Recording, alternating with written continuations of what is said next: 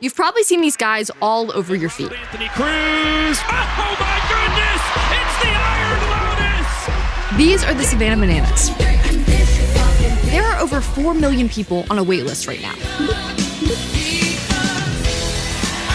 for a baseball game. Meadows on his horse, a sideways flipping pitch. Kyle's got another comebacker. This time he is going to hike it. EJ goes behind his back. They're selling out the biggest ballparks and football stadiums in the country. Their athletes have some of the biggest brands as sponsors, and one of their star players was just cast on this season of Dancing with the Stars. They just have completely broken the internet. Why do you think this went so viral? Once you go to a game, you'll see what it's about.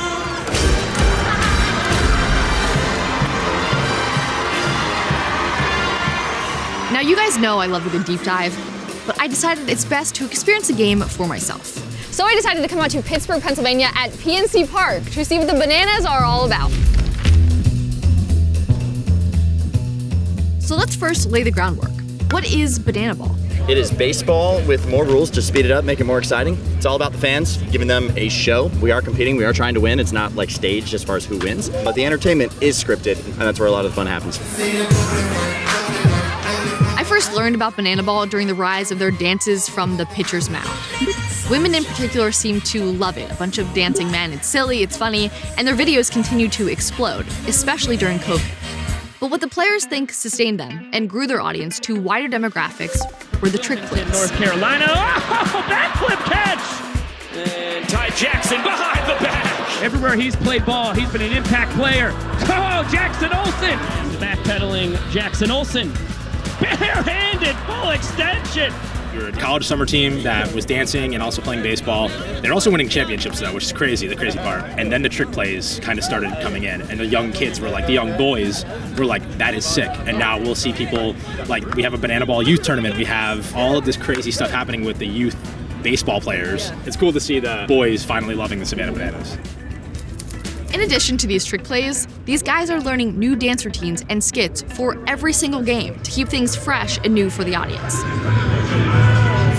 How much time do you guys put into the dances versus baseball? I would say it's honestly more baseball.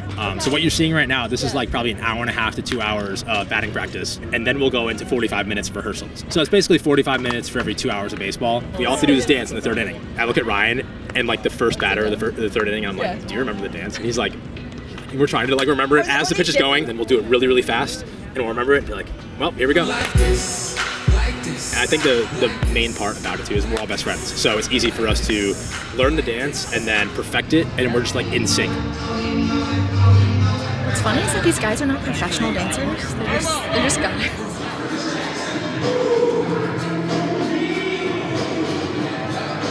This is so entertaining. If this is entertaining, I just can't wait to see how this is live with a stage full of people.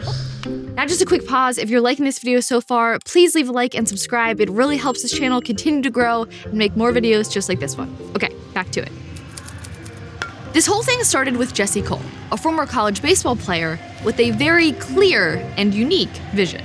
So you are the man behind this phenomenon.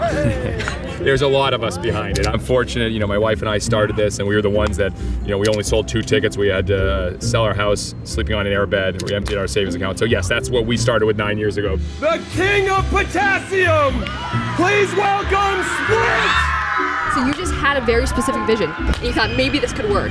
And then what has it been like to see that actually come to fruition? It's been special. I think the greatest innovations start from looking at what are the friction points, what are the frustrations for customers or fans. And we saw, hey, to many, this game could be too long, too slow, too boring. How do we make it nonstop fun and entertainment? You get to try things out, test things, and you're not afraid. Some fail, some don't go well. I mean, the living piñata didn't work well. There's a lot of ones that don't work well.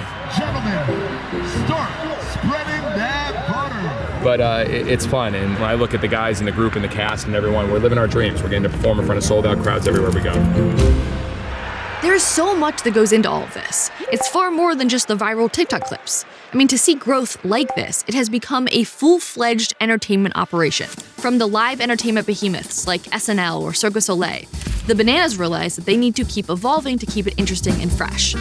Every Tuesday is what we call our OTT meetings, over-the-top ideas. This isn't just, hey, we're going to bring some things that are, a little bit better than normal. No, we got to think completely different. And so we have our creative team come up with it. We have our marketing team, our video team, we have our broadcast team, we have our players, and then all day we come up and we work on all those ideas. We find which are going to be best for the scripts, and then we write a script by a table read by the end of that day, and then we start writing, doing rehearsals, and that's every single week. It makes so much sense why this is it's always fresh, even though, I've been following the content for over 3 years now, and it's something new every single time. Yeah, and that's the goal, and I think we can still push the envelope. It's really easy when you see certain things that work. Hey, if you do a certain lip sync, you do a certain dance, and I'm trying to push our team that we got to try things that may not work, that are going to be harder, because it's a challenge every night when you're going to a ballpark. You got to come up with brand new things, but we're not afraid to fail. We're not afraid to do things that won't work, and I think that's what's fun about it. If you are the owner of a light blue Subaru Crosstrek, you're getting a free car wash!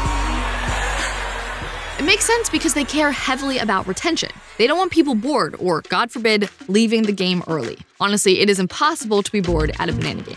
Another key difference with Banana Ball is the entire Banana Nation, as they call it, is built on a fan-first mentality. So rather than the traditional games that focus on the game first, Banana Ball is focused on what the fans want first. Coming to bat, the great Hambino, Ham Porter! Every single demographic of person, of human being, like we will have them on the field. We have the toddler race, and then we have the grandmother, like beauty pageants. We have like every single possible demographic of people on our field, and that's why everybody loves it. The crowd has not sat down since they saw John Cena get introduced. They're on a mission to create 1 billion fans. But considering that they already have a waitlist of over 4 million people, I would say they're well on their way there. They start with the meet and greet that they hold a few hours before game time. Fans can meet every single player directly on the field. Jesse's known to he'll say he'll meet every last fan that wants to stay and meet him. It's very just wholesome and relatable, and I think that that's why so many people are drawn to this, which makes sense. You don't get this kind of access in an MLB game, or really anywhere. Okay, there are so many kids too, which I think is so cool, like full families, everybody's loving this. The guys are dancing with them. I mean, this is how you build community, and then this is how you build fandom, and that is exactly what they're doing. Essentially, Cole has brilliantly blended the influencer world with athletes, creating a team of celebrities in the process. You guys are doing influencer stuff, but you're also freaking competing on a very high level. Yeah, that's crazy. I mean, I think about the fact that a lot of us have to film brand deals before the game, after the game, on our off days. It's really cool because we're allowed to, as long as we get permission, we're allowed to use the Bananas licensing for brand deals. So, for example, I'm doing one with Phillips Norelco pretty soon, and I get to do a day in the life or get ready with me for my Savannah Bananas game.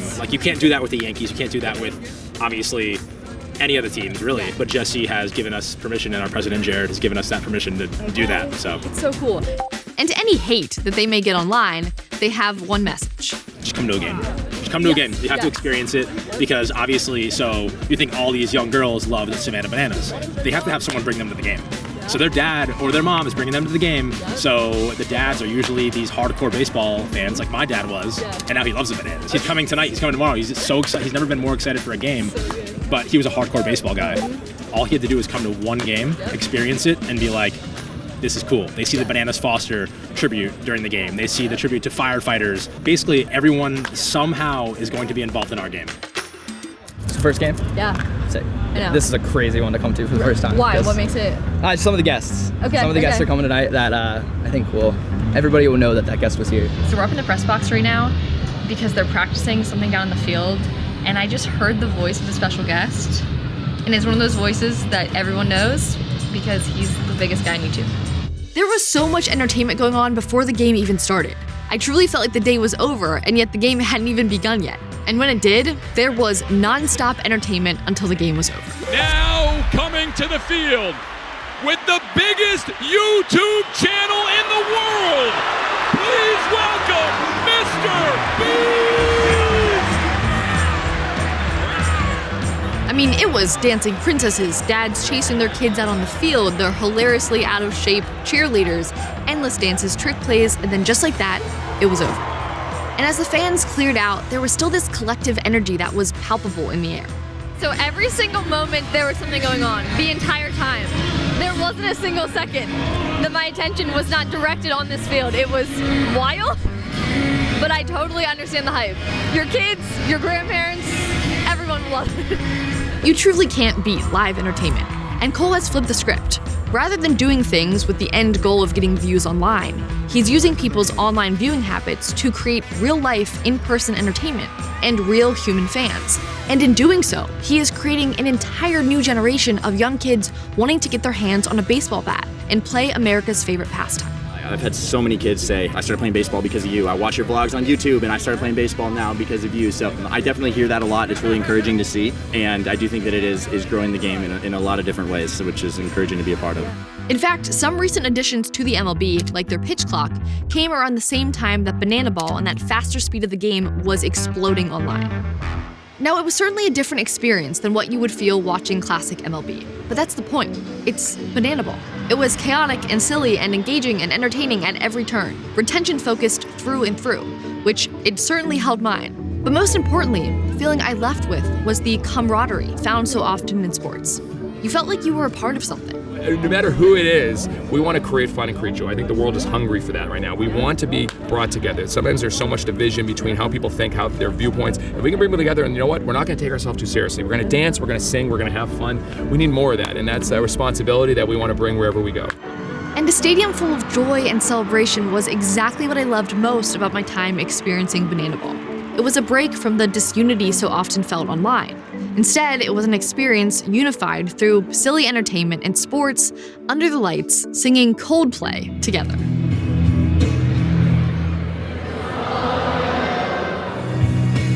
Thank you so much for watching today's episode. I hope you enjoyed watching it as much as I enjoyed making it. If there are other viral sensations that you guys want me to check out, let me know in the comments below, and I will see you in the next episode.